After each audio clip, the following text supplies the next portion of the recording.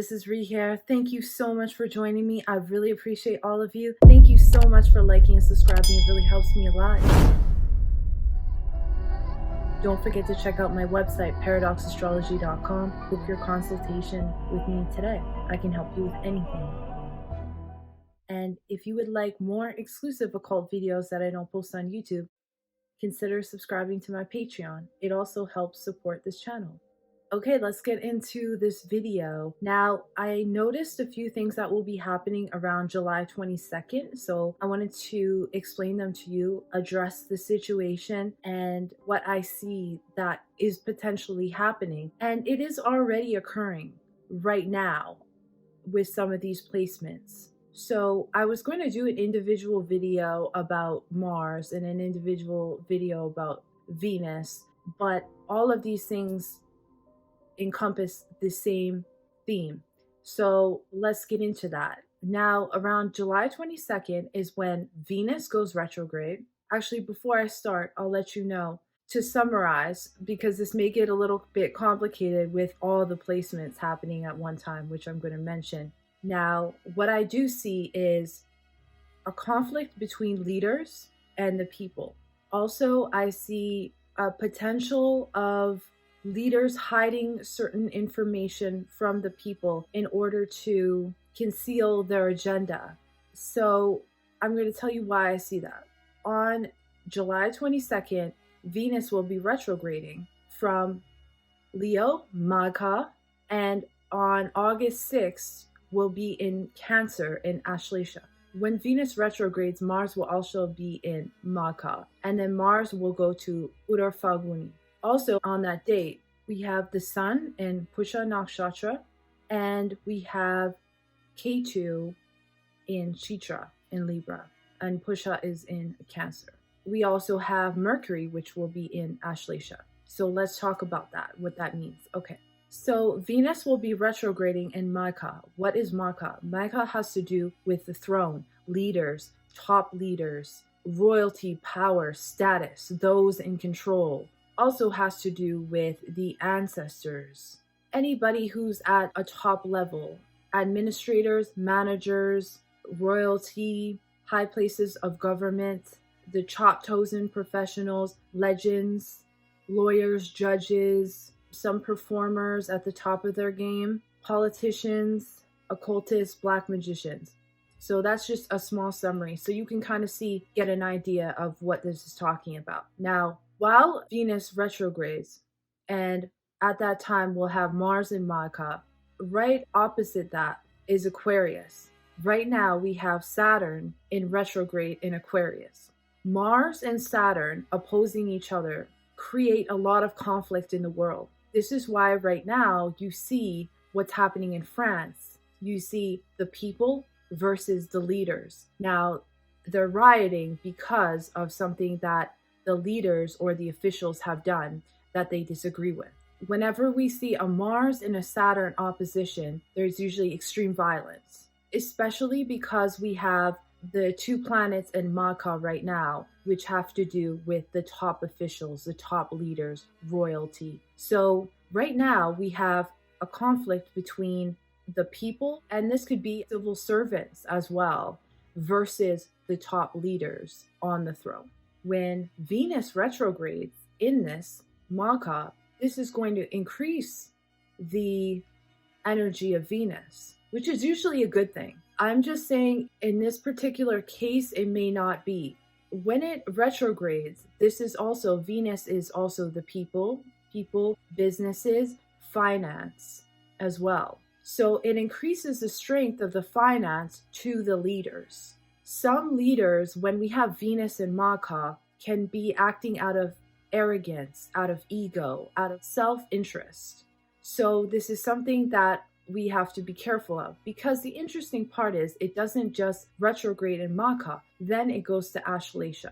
Ashlesha is a very difficult nakshatra for those who are not awakened. So if you have placements in Ashlesha, you have to be very connected spiritually in order to get past certain tendencies that this nakshatra brings. Now, not everybody is like this, so don't take this as a reading for yourself. This is for the world, and I read more on the negative side for the world because of how we are in Kali Yuga, and that is what usually transpired. So Ashlesha has to do with people who put on fronts, who want to achieve their goals no matter what, who are cold, who are ruthless, scheming and plotting. Its main symbol is a snake. So all the attributes about the snake being the negative attributes about a snake being sneaky, underhanded. It's those who are scheming and plotting in order to climb the social ladder.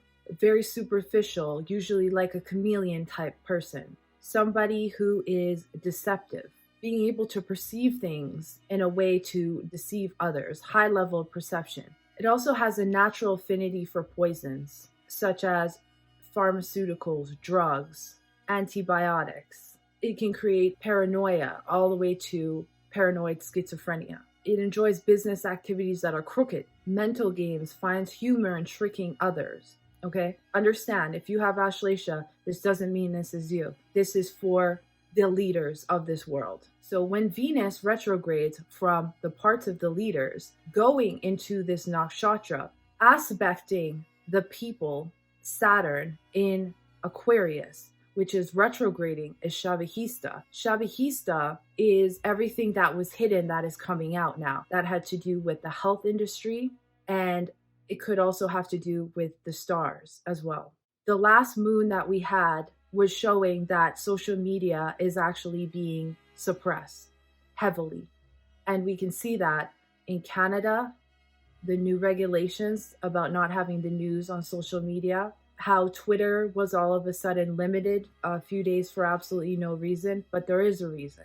Things are coming out about the previous health matters that the government wants to suppress. Certain things are being revealed that they can't suppress. So they won't be able to suppress it, but they're trying. So when this goes retrograde, it's going in from the leaders to this part where people in charge are going to try harder now in order to trick and deceive the population. And this will have to do with also health matters and pharmaceutical industry. On the 22nd, when it retrogrades, like I said, we have Mars will be there in Magha and then go to Purva Falguni. When Mars is in there, it can create a dominance over people. It can create a violence over people. On that day also, the sun will be in Pusha Nakshatra, ruled by Saturn. The sun usually does okay there, but it is ruled by Saturn and they are enemies. Pusha translates to the nurturer, nurturing, yielding. It also means prosperous as well. In this pada, it concerns itself with achievement, limelight,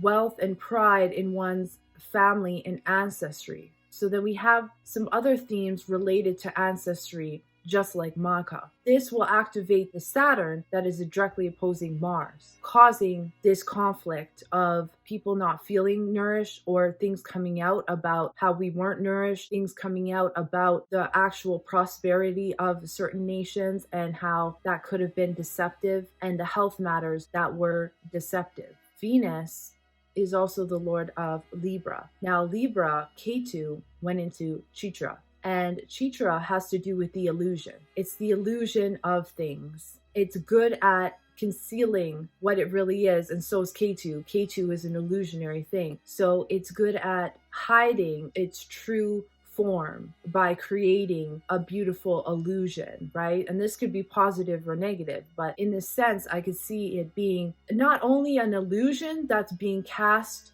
by the leaders onto the people, and then going into Ashlesha where it's being deceptive to the people and having this illusion. Now, I think people should be very cautious of that, especially because around the 22nd, how we have Mercury in Ashlesha and the moon and Mercury do not have a good relationship. Now, this could be people having communication that's deceptive. So we should be cautious of that. Also, the fact that Mercury is the lord of Virgo, and Virgo is in a yoga where it's aspected by, it's between two malefics right now. So Virgo is losing a lot of its energy right now, and so is Mercury. It's a difficult position. So what I see is we're having this ongoing conflict that's going to keep going. Leaders versus the people finding out what's really going on, the people being angry about it, willing to now fight back with dominance, with violence, and the government, the leaders having this arrogance and having this, we will fight back too. Then going from we will fight back to we're going to have an illusion, pretend that everything's good, deceive the population. And then Venus goes back on September 3rd, it will move forward again and go back into Magha. And then the goal of the leaders has been accomplished. Ashlesha is the representation of the demon. And once you slay the demon, then you go to Magha of the throne. The constellation of Magha lies beside Hydra, which is the constellation represented by the demon serpent, and Ashlesha, nakshatra. The crown of Magha is only received after slaying the demons. Krishna, the incarnation of Vishnu, kills a several-headed serpent named Kalia. And it is important to note that slaying this demon was an important part of being worthy of the throne. Also, we should note that it's Magha's job to shape the future using the past. Magha is ruled by Ketu, which is also activating the Ketu in Libra, which is business and the people. Magha gives favor to those from a past life to higher positions. It can also produce merciless tyrants who are blinded by power and authority, and it has to do with the interest in human affairs. It brings out the material side of Ketu, which is concerned with social status, prominence, and discharge of one's worldly duties, and to maintain the established traditions. This could also bring about the end of someone in charge in an authoritarian position because of the aspects of Mars and Saturn. Like we've seen in France, that came very close.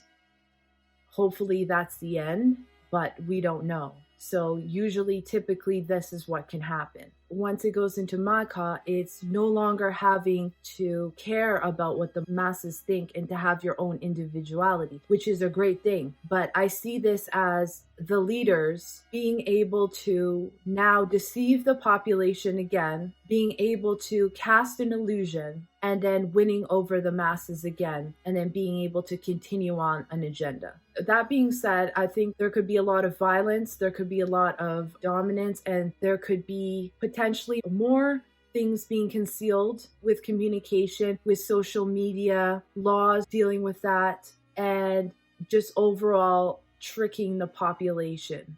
This could also deal with affairs of crypto, affairs dealing with money. The money in some sense is depleted or we're lied to about that. There's a sense of that as well. So to be cautious on the markets, I think, would be beneficial. Also, another indication of this being a health matter is how, like I said, Virgo is in between Mars and Ketu, two malefics, until around mid-August. And Virgo is health matters. It is analyzing. It is the markets. It is some businessman having to do with Hasta, nakshatra, which is located in there. So that is just kind of a small thing that I see. Hopefully that was clear enough for you to understand. I know it kind of gets a little complicated when I talk about a lot of different positions at one time, but it's very important to speak about all of them in one, because if we only speak about one, we're missing the whole picture. So I thank you so much for watching. I appreciate you, and I'll see you in the next one.